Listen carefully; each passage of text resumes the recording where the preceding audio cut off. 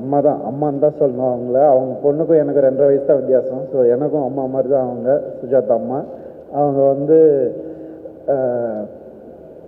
இந்த படத்தை வந்து விடவே இல்லை, கதையை கேட்டுட்டு. நான் கூட கேட்டு பார்த்தேன் அவங்கக்கிட்ட. இன்னொரு ப்ரொடியூசர் கேட்குறாங்க, இந்த கதை கொஞ்சம் நான் வேணால் எடுத்துகிட்டு போட்டோமான்னு. ஆக்சுவலாக சொத்து கேட்டால் கூட கொடுத்துருவாங்க அவங்க. கதையை கொடுக்கவே இல்லை கடைசி வரைக்கும் அவங்க. ஏன் அப்படி சொல்கிறேன்னா, ஏன்னா இந்த கதை வந்து ஒரு டீமாக அவங்க எல்லாரு கூடயும் பழகிட்டாங்க. அது ஒரு படமாக அவங்க பார்த்துட்டாங்க.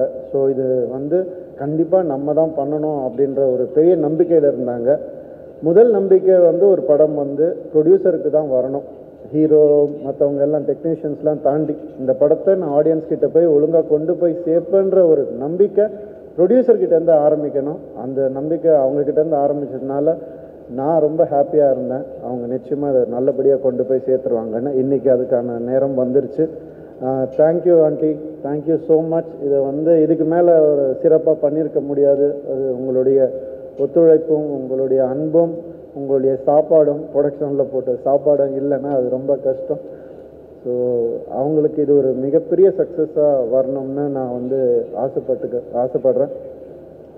அடுத்தது வந்து ஜிவி பிரகாஷ் அவர்கள் அடுத்த மியூசிக் டைரக்டர்னு யார் இந்த படத்துக்கு, ஏன்னா எமோஷன் ரொம்ப ப்ளே ஆகிருக்கு சைரன். அதனால எமோஷனை வந்து அழகாக கொண்டு வரக்கூடிய ஒரு மியூசிக் டைரக்டராக தான் போகணும் அப்படின்னு நினச்சோம். நீங்கள் நிபந்தனைகள் பார்த்துருப்பீங்க. அதில் வந்து எனக்கு எங்களுடைய ஃபர்ஸ்ட் காம்பினேஷன் எல்லோ ஜிவி இதுவும் கனி அண்ணன்து. ஸோ ஜிவி வந்து ரீரெக்கார்டிங்கில் வந்து அந்த படத்தை வந்து எங்கேயோ தூக்கிட்டு போயிருப்பார். அந்த ஒரு ஹீரோவுடைய எமோஷனை, ஒரு டைரக்டருடைய டயலாகை அந்த பின்னணி இசையில் பார்க்கும் போது உண்மையாகவே சிலிர்க்க வைக்கிற ஒரு மியூசிக்காக தான் இருக்கும்.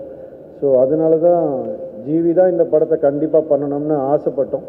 அவர்கிட்ட போய் சொன்னோம். அவர் உடனே நிச்சயமாக நான் பண்ணுறேன்னு. அவரும் ஒரு ஃபேமிலி மாதிரி தான்.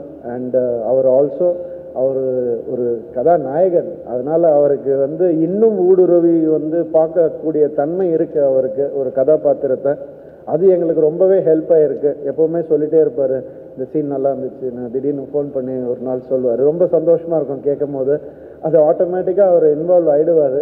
அது உண்மையாகவே நமக்கு இந்தியாவில் ஒரு மிக சிறந்த ஒரு மியூசிக் டைரக்டர் ஜிவி அவர்கள். ரொம்ப சந்தோஷம் உங்கள் கூட எப்போ ஒர்க் பண்ணாலும் எனக்கு. கீர்த்தி சுரேஷ் நெக்ஸ்ட்டு நாங்கள் அப்ரோச் பண்ணோம். ஏன்னா இந்த படம் வந்து ஒரு ஸ்ட்ராங்கான ஒரு ஃபீமேல் கேரக்டர் தேவைப்பட்டது.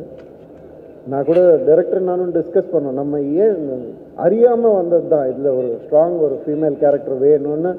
நம்ம நார்த்லேருந்து வில்லனை கூப்பிட்டு வந்திருக்கலாம், என்ன வேணால் பண்ணியிருக்கலாம். பட் கீர்த்தி வந்து மைண்டில் வச்சு அவர் வந்து ஒர்க் பண்ண ஒரு கேரக்டர் அண்ட் ஃபீமேல் ஓரியன்ட் தான் வேணும் அப்படின்னு. ஏன்னா அது கிளைமேக்ஸ் நீங்கள் பார்க்கும்போது அதுக்கான முழு அர்த்தமும் புரியும். அது ஏன் அப்படி ஆரம்பிச்சது, எதனால் வந்து சண்டே ஆச்சு, எதனால் எங்கே வந்து முடிஞ்சதுன்னு கிளைமேக்ஸ் பார்க்கும்போது அந்த உணர்வு நமக்கு வரும். ஒரு அழகான ஒரு உணர்வு அது. இந்த படமே அந்த கிளைமேக்ஸ் காட்சியை வச்சு தான் நகரும் ஒவ்வொரு சீனுமே. ஸோ அந்த வகையில் வந்து கீர்த்தி மகாநட்டின்ற ஒரு படம் நம்ம எல்லாம் பார்த்துருப்போம். அது ஒரு படம் போகிறோம் அவங்களுக்கு லைஃப்பில், அந்த ஒரு கெரியரில் அந்த ஒரு நல்ல படம் பண்ணிட்டோன்ற சந்தோஷம் வந்து அவங்களுக்கு எப்போவுமே இருக்கும். நல்ல படம் பார்த்தோன்ற சந்தோஷம் நமக்கு எப்போ ஏற்படும்.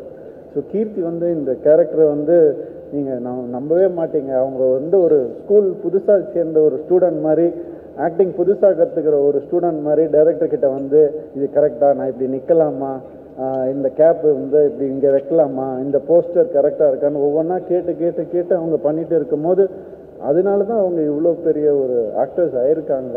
அவங்களுக்கு இவ்வளோ ஃபேன்ஸ் இருக்காங்கன்றது வந்து உண்மையாகுது. இல்லைன்னா சாதாரண உழைப்புனாலலாம் அப்படி ஆகாது. பயங்கர ஒரு ஹார்ட் ஒர்க்கர் கீர்த்தி. ஸோ ரொம்ப ஹாப்பி நான் அவங்க கூட ஒர்க் பண்ணது.